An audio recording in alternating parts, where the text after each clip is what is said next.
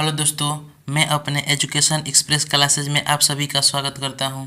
आज हम लोग देखने वाले हैं क्वेश्चन बैंक का 2011 का प्रथम पाली। ठीक है, तो हम लोग साइंस सब्जेक्ट करेंगे। जो भी प्रथम पाली में प्रश्न पूछे गए हैं वो सभी प्रश्न यहाँ पर लिए गए हैं। ठीक है, क्वेश्चन बैंक है ये। चलिए हम लोग क्लास को स्टार्ट करते हैं बिना विलम्ब किए। ठीक है, चलिए आप लोग पहला प्रश्न का उत्तर बताएंगे। पहला प्रश्न आपका है स्क्रीन के सामने कि हीलियम कैसा तत्व है। आपको हम बताए थे एक वीडियो में कि हीलियम आपका हमेशा क्या है, अक्रिय तत्व है। कैसा तत्व है? अक्रिय तत्व है। चलिए हम लोग दूसरे नंबर प्रश्नों को देखते हैं। दूसरा नंबर प्रश्न आपका बोल रहा है कि जल में हाइड्रोजन तथा ऑक्सीजन की परमाणु संख्या का अनुपात होता है क्या? क्या होता है? जल में हाइड्रोजन तथा ऑक्सीजन की परमाणु संख्या का अनुपात क्या होता है? तो आपको हमेशा याद रखना है कि जल में हाइड्रोजन तथा ऑक्सीजन की परमाणु संख्या का अनुपात 2:1 होता है। क्या होता है? 2:1 होता है। चलिए हम लोग तीसरे नंबर प्रश्नों को देखते हैं। तीसरा नंबर प्रश्न आपके बोल रहा है आवर्त सारणी में कितने आवर्त होते हैं। देखिए आवर्त सारणी में आपका 7 होता है। कितना होता है? 7 होता है। आवर्त सारणी किसे कहते हैं? जो आप देखे होंगे पीरियोडिक टेबल में ऊपर से लाइन खींचा हुआ था ना, इसे ऐसे होता है डबल, तो ऊपर से लेंगे तो 7 होगा। कितना? 7। वही बोल रहा है कि आवर्त सारणी में कितने आवर्त होते हैं, तो 7 होते हैं। ठीक है, चलिए हम लोग चौथा नंबर प्रश्न देखते हैं। चौथा नंबर प्रश्न आपके स्क्रीन के सामने है कि सिलिकॉन क्या है। क्या बोल रहा है क्वेश्चन कि सिलिकॉन क्या है? तो आपको याद रखना है कि सिलिकॉन जो है एक उपधातु है। क्या है? सिलिकॉन, सिल्का, सिल्का क्या है, सॉरी यहाँ पर सिल्का नहीं होना चाहिए, सिलिकॉन, क्वेश्चन मिस्टेक है। सिल्का क्या है? सिल्का ना, सिलिकॉन हुआ। ठीक है, सिलिकॉन क्या है? एक उपधातु है। ठीक है, चलिए हम लोग पाँचवा नंबर प्रश्न देखते हैं। पाँचवा नंबर प्रश्न आपका क्या बोल रहा है कि OH का क्रियाशील मूलक, OH का क्रियाशील मूलक कौन सा है? OH का क्रियाशील मूलक कौन है? तो आपको हमेशा याद रखना है कि OH का क्रियाशील मूलक आपका अल्कोहल होगा। क्या होगा? अल्कोहल। Question number C. ठीक है, 5 का क्या होगा? सी होगा। ठीक है, चलिए 6 नंबर प्रश्न को देखते हैं। 6 नंबर प्रश्न आप क्या बोल रहा है कि प्रकृति में ऑक्सीजन का संतुलन कैसे बना रहता है। आप भी बताइए ऑप्शन के अनुसार, एकदम ऑप्शन इजी है। आपको बताना है कि प्रकृति में संतुलन कैसे बना रहता है। पहला प्रश्न ऑप्शन है कि क्या संयोजन क्रिया के द्वारा बना होता है, क्या प्रकाश संश्लेषण के द्वारा बना होता है, क्या अपघटन के द्वारा बना होता है, या इनमें से कोई नहीं। तो आप सबसे इजी प्रश्न है, आपको दिमाग लगाना है और बताना है कि इसमें से कौन होगा। ठीक है, तो चलिए हम बताते हैं कि इसका होगा आपका बी, प्रकाश संश्लेषण द्वारा। ठीक है, प्रकृति में संतुलन कैसे बना होता है? प्रकाश संश्लेषण द्वारा बना होता है। चलिए 7वां नंबर प्रश्न को देखते हैं। 7वां नंबर प्रश्न आपके स्क्रीन के सामने है कि पौधों में श्वसन क्रिया के अंतर्गत ADP के टूटने से कितनी ऊर्जा मुक्त होती है। देखिए मोस्ट VVI प्रश्न है। क्या है? मोस्ट VVI प्रश्न है, एकदम इसको खा जाना है। देखिए जितने भी हम क्वेश्चन बैंक के प्रश्न करवा रहे हैं सभी VVI हैं। ठीक है, आपको सभी को एकदम दिल और जहान में इसको बैठा लेना है। चलिए प्रश्न क्या है कि पौधों में श्वसन क्रिया के अंतर्गत ATP के टूटने से कितनी ऊर्जा मुक्त होती है। तो आपको याद रखना है कि 30 पॉइंट kJ मोल। ठीक है, 7 का ए, 7वां का क्या होगा? ए होगा। ठीक है, चलिए हम लोग 8वां नंबर प्रश्न को देखते हैं।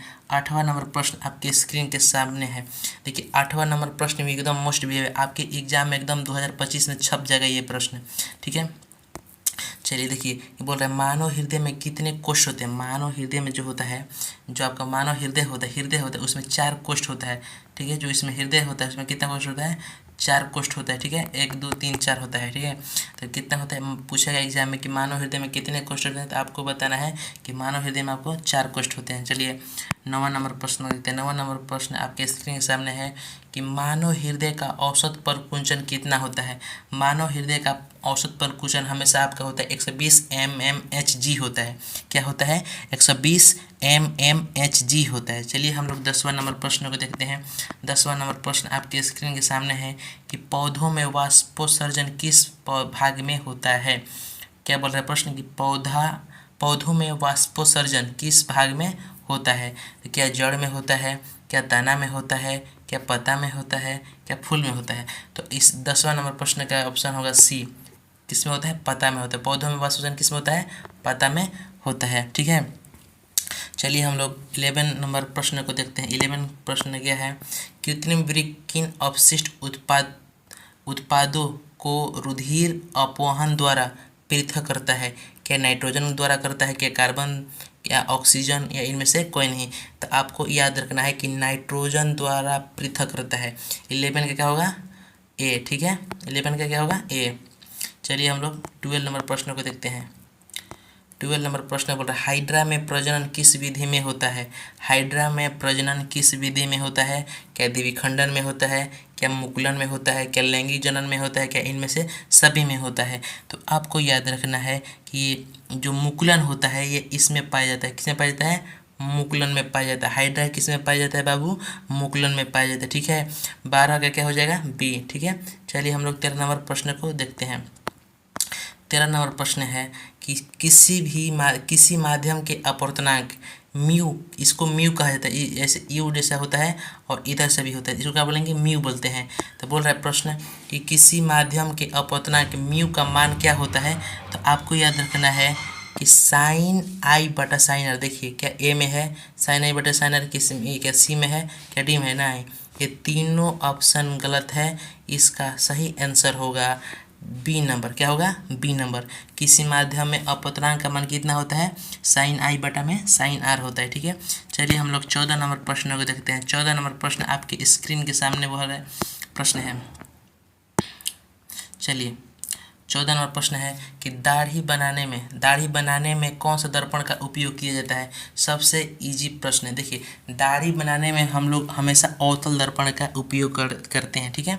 तो ये 14 का ऑप्शन नंबर सी हो जाएगा। क्या होगा, सी होगा, ठीक है। चलिए हम लोग 15 नंबर प्रश्न को देखते हैं।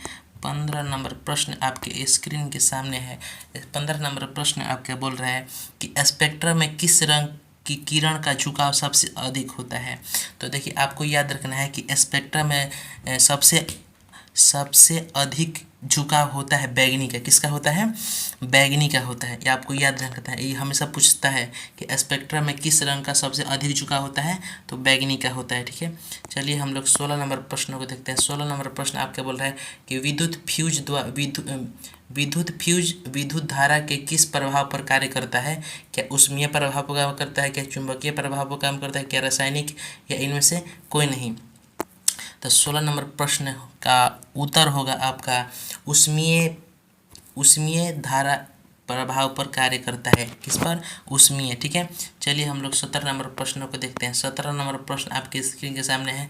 किसी कुंडली का प्रतिरोध ज्ञात करने के लिए कौन सा सूत्र का उपयोग करते हैं? मोस्ट VVI है, ठीक है।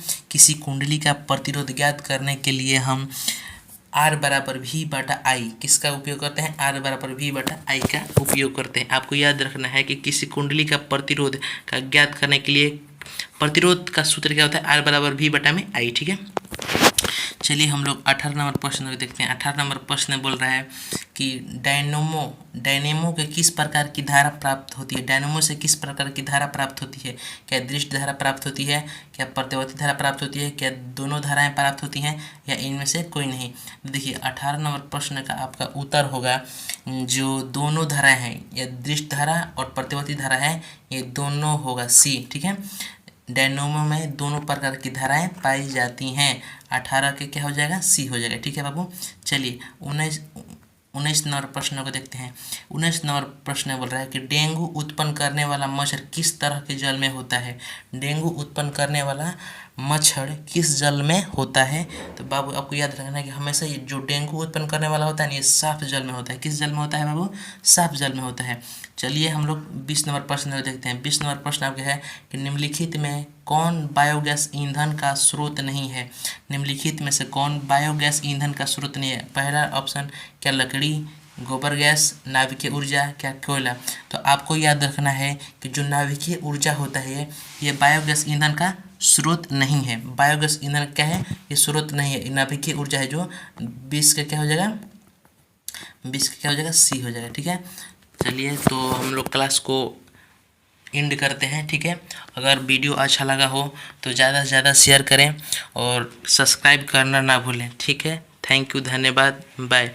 और इसका जो इसका सेकंड पाली है वो भी लाने का प्रयास करेंगे। ठीक है, थैंक यू।